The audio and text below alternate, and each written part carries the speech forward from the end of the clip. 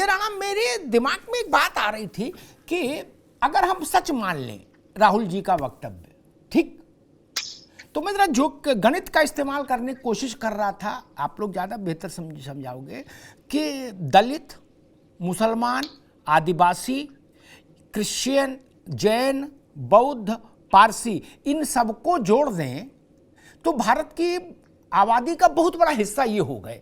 सिख भी उसमें राहुल जी ने शामिल किए। सबका साथ बर्बरता हो रही है, सबके साथ जुल्म गारत हो रहा है क्या? तो ये वोट कौन दे रहा है भाजपा को? मैं उनकी बात सच मानूं, मैं प्रतिवाद में नहीं भी पढ़ूं, तो वोट का एनालिसिस तो कुछ और कह रहा है। जिसका जुल्म गारत जिसके ऊपर हो रहा होगा वो वोट तो नहीं देगा ना जुल्म गारत करने वाले को। Sanjay Rana, good evening Amitabh ji, good evening to my fellow panellist. देखिए, ऐसा है कि जब हम बात करते हैं राहुल गांधी को, तो राहुल गांधी जो सैनोसे में जो स्पीच दिए थे वो तो कोई प्राइवेट ऑर्गेनाइजेशन ने ऑर्गेनाइज किया, तो कोई यूनिवर्सिटी ने उनको इन्विटेशन नहीं दिया था। Number one. नंबर टू, जब हम बात करते हैं उन्होंने किस किस तरह के मुद्दे उठाए, उन्होंने वो मुद्दे उठाए कास्ट सेंसेक्स के। बोले कि सरकार लागू नहीं करना चाहती, जबकि इनके कास्ट सेंसेक्स इनके जमाने हुआ था। इन्होंने मुद्दे उठाए कि वुमेन रिजर्वेशन बिल की बात करने लगे। वो वुमेन रिजर्वेशन बिल भैया 20 साल से पड़ा हुआ है, कुछ उस पर नहीं काम किए। ये बोले थे संविधान धराशायी हो गया है। भाई समाधान हमें नहीं, तो संविधान कहाँ पे धराशायी हो गया? हो सकता है आंतरिक कांग्रेस का संविधान धराशायी हो गया है। अब आते हैं आपके मुख्य मुद्दे पे। देखिए, ऐसा होता है कि जब हम बात करते हैं राहुल गांधी साहब को, तो ये एक चीज और चूक कर गए, तो सेल्फ गोल भी कर गए।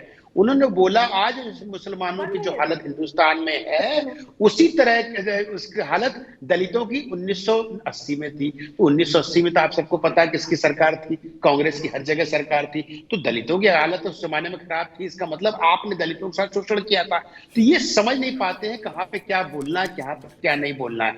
अब तीसरा महत्वपूर्ण पॉइंट आता है कि भाई वोट कौन दे रहा है। देखिए, मान लीजिए जितने भी परसेंटेज वोट पड़े, 100% तो कभी नहीं पड़ते हैं, उसमें 37% जो लोग हैं, तकरीबन मोर देन 50%, उसका जितना वोट पड़ा उसका देखा जाए तो मोदी जी को वोट कर रहा है। कहीं भी मोदी जी जाते हैं, चाहे विदेश हो चाहे देश में, उनका पूर्ण तरह सम्मान है।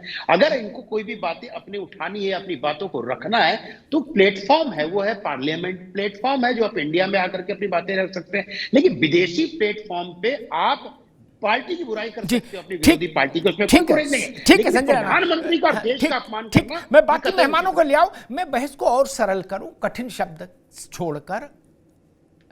दलित, आदिवासी, 12 करोड़ आदिवासी नोट किया जाए, ठीक, दलित कितने हैं ये मुझे अभी याद नहीं, सिख, ईसाई, जैन, पारसी, बौद्ध, नव बौद्ध, सब राहुल गांधी के, मुसलमान के मुताबिक जुल्म गारत के शिकार हैं हिंदुस्तान में।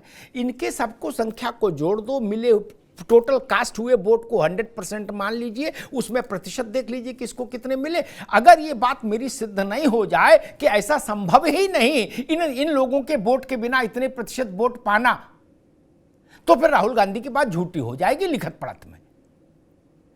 अब मुझे नहीं पता सैम पित्रोदा ने उनको या ये बात बोलने के लिए लिख के दिया, ये किसने दिया, लेकिन जिसने भी दिया गड़बड़ दे दिया। रत्नाकर सिंह जी, 1980 के दशक की बात आई है। जनवरी में 80 में सरकार आ गई थी केंद्र में कांग्रेस की, जो 89 तक रही, ठीक। उत्तर प्रदेश में मेरे ख्याल से जनवरी के बाद आ गई थी सरकार, और वो भी 89 तक रही। नरेंद्र तिवारी आखिरी मुख्यमंत्री रहे कांग्रेस का, ठीक।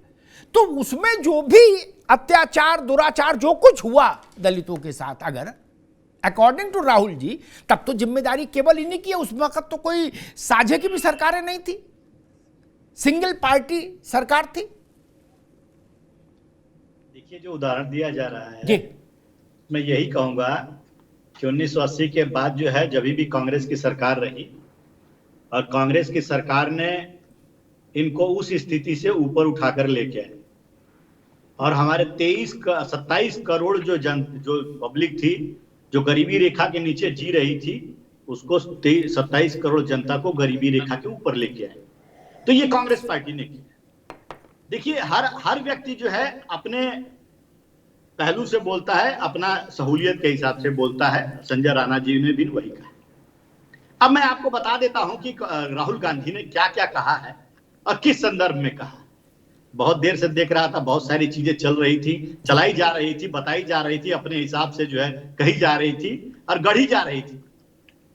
राहुल गांधी ने क्या गलत कहा कि अगर भारत देश में बीजेपी की जो सरकार है, प्रधानमंत्री नरेंद्र मोदी हैं, अगर वो केंद्रीय एजेंसियों का सत्ता का दुरुपयोग कर रहे हैं, केंद्रीय एजेंसियों का दुरुपयोग कर रहे हैं, क्या गलत कहा है?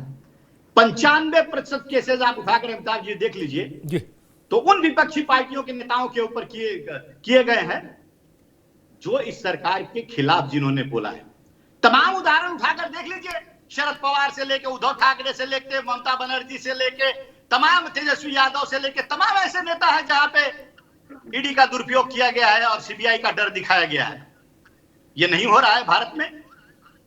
क्या सत्ता लोगों ने इसीलिए चुना है कि आप केंद्रीय एजेंसियों का दुरुपयोग ठीक है रत्नाकर जी, एक प्रश्न छोटा सा खड़ा हो रहा है जी, ठीक रत्नाकर जी, एक मिनट रुको, एक छोटा सा प्रश्न खड़ा हो रहा है।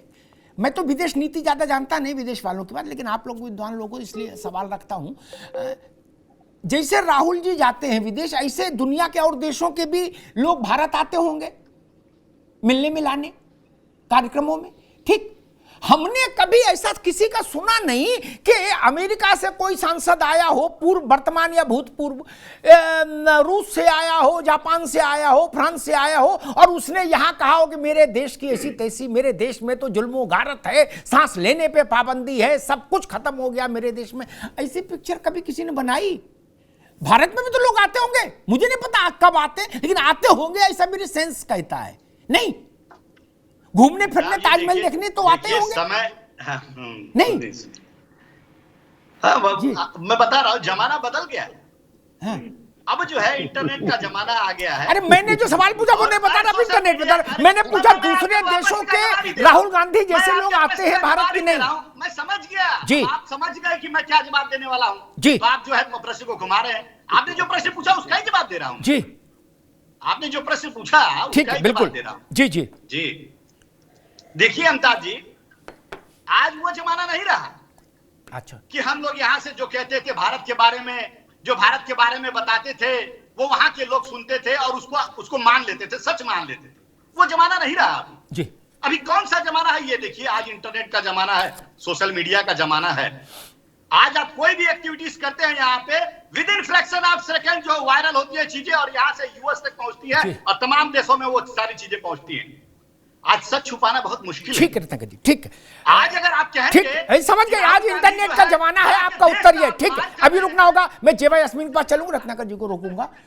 इंटरनेट हो, इंटरनेट के बाप का जमाना आ जाए, एआई आ जाए, पीआई आ जाए, कोई आ जाए, जेवाई यास्मीन, लेकिन हम अपनी वालिदा के बारे में तो बात नहीं करेंगे ना, हम अपनी मां के बारे में तो बात नहीं करें। दुनिया करे, सब जान लो, फिर भी हम अपने मुंह से तो नहीं बोलते ना, इतनी मर्यादा तो रखते हैं, नहीं रखना चाहिए।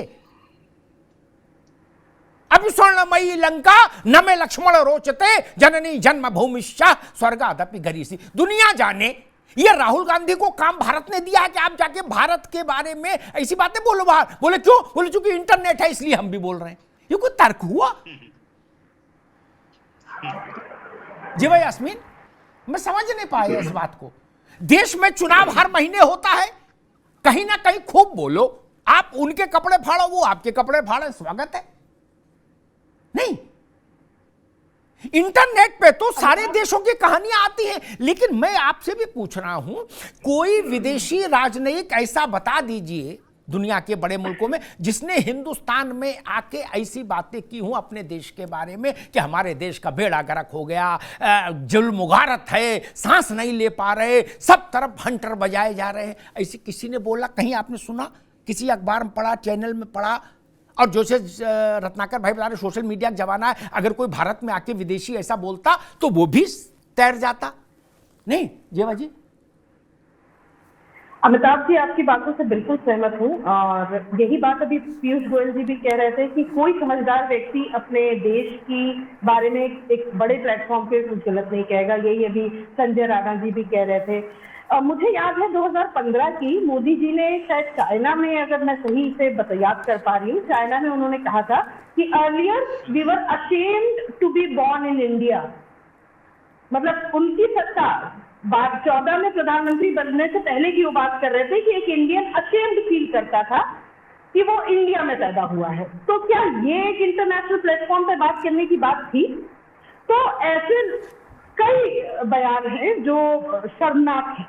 तो मुझे लगता है कि बीजेपी के जो प्रवक्ता है वो इससे भी जवाब देंगे कि मोदी जी ने ऐसा क्या कहा था, क्योंकि अमिताभ जी आपकी भी देखिए, अमिताभ जी आपकी भी पैदाइश 2014 से पहले की और मेरी भी, हम लोग थोड़ा पहले के जमाने के हैं। तो हम लोग क्या अशेम्ड फील करते हैं इंडिया में पैदा होकर? मैं तो बहुत प्राउड फील करती हूँ जब से आजादी मिली, चाहे कांग्रेस की सत्ता हो, चाहे भाजपा की सत्ता हो, चाहे सपा रही हो, चाहे बसपा रही हो, कभी ऐसा फील हुआ कि भारतीय होने पे शर्म आई हो? लेकिन मोदी जी का बयान था कि भारतीय होने पे शर्म आई थी हमें। तो इस तरीके के बयान से परहेज करना चाहिए। लेकिन हाँ, फिर एक बात कहूंगी अमिताभ जी कि इंडिया की जब रैंकिंग हुई थी वर्ल्ड प्रेस इंडेक्स में, तो हम लोग काफी नीचे आते हैं। तो कहीं ना कहीं फ्रीडम ऑफ स्पीच नहीं है, उतनी आजादी नहीं है, इंसान कहाँ बोले। लेकिन कांग्रेस के नेता जो बैठे हैं रत्नाकर जी, उनसे मैं सहमत हूँ कि आजकल जैसे रेसलर जगह प्रोटेस्ट कर रहे हैं इंडिया में, उन्हें घसीटा जा रहा है, तो ये पूरा देश क्या विदेशी भी देख रहे हैं, क्योंकि ट्विटर मीडिया ऐसा माध्यम है कि सब मैंने जेवा यास्मीन आपकी सारी बातें ठीक, मैंने तो पहले का सब देख रहे हैं, सब जान रहे हैं, सबके मोबाइल में फोटो है, लेकिन हम तो नहीं बोलेंगे ना। कोई जाके अपने घर के बारे में बोलता है क्या? मैंने आपसे उदाहरण पूछा, उसका उत्तर ना रत्नाकर दिए ना आप दी। मैं कह रहा हूं अमेरिका, चीन, जापान, हांगकांग, होनोलुलु, उनके भी लोग आते होंगे ना, भारत के नहीं आते, केवल राहुल गांधी जाते, आते होंगे ना, लोगों से मिलते होंगे, सेमिनार अटेंड करते होंगे। कहीं आपने सोशल मीडिया से लेकर किसी मीडिया में कहीं कुछ सुना कि भाई जापान के सांसद आए, उनने कहा जापान में ऐसी तैसी हो रही सबकी? ऐसा बोला किसी ने? अमेरिका के लोग आए, उन्होंने कहा अमेरिका में तो भाई साहब जुल्म गारत है, हाहाकार मचा दिया है इस बाइडेन ने? किसी ने बोला आके? सुना कहीं? इटावा में गुरसाईगंज में कोई ऐसा मिला आपको अमेरिकन? मैं ये पूछ रहा हूं, सबको सब पता हो तो हम बोलेंगे क्या अपने घर के बारे में? यहां लड़िए ना, फरियाइए। और आपको तथ्य भी नहीं समझ में आते। आप कह रहे हो 80 में जैसी दलितों की स्थिथि, 80 में तो कांग्रेस थी, समाजवादी पार्टी जैसी पार्टियां जन्मी नहीं थी, सब कुछ आप ही का था, ग्राम प्रधान से लेकर प्रधानमंत्री तक। तब इसलिए मेरा वो है कि दुनिया में सबको सब पता है। इंटरनेट ऐसा नहीं कि केवल कांग्रेस को समझ, मुझे भी समझ में आ रहा, मैं भी देखता हूं, लेकिन कोई ऐसा नहीं बोलता कि बाइडेन का ऑपरेशन हुआ। एक सामान्य बात कहता हूं जेवा यास्मीन, कैंसर का, ठीक, सबके पास खबर थी क्या? कोई अमेरिकन आया हिंदुस्तान और चांदनी चौक में गया हो, बोला बाइडेन में मरने वाला है, बोला कैंसर हो गया, बोला कोई ऐसा नहीं ना? वरना ये तर्क दिया जाता है भाई जब इंटरनेट पे आ गया तो सबको आजादी है बोलने की। आजादी होना अलग बात है और अभद्र होना अलग बात है। मैं सिर्फ इस सबमिशन पर लाया, कोई करे वो ठीक नहीं। राघवेंद्र सिंह, जो बात जेवा यास्मीन ने उठाई उस पर आप उत्तर देंगे और देना ही चाहिए, और देंगे भी, कि नहीं तो फिर मुझे वहाँ घेर के लाना पड़ेगा कि उत्तर दिया जाए। और दूसरी एक बात ये कि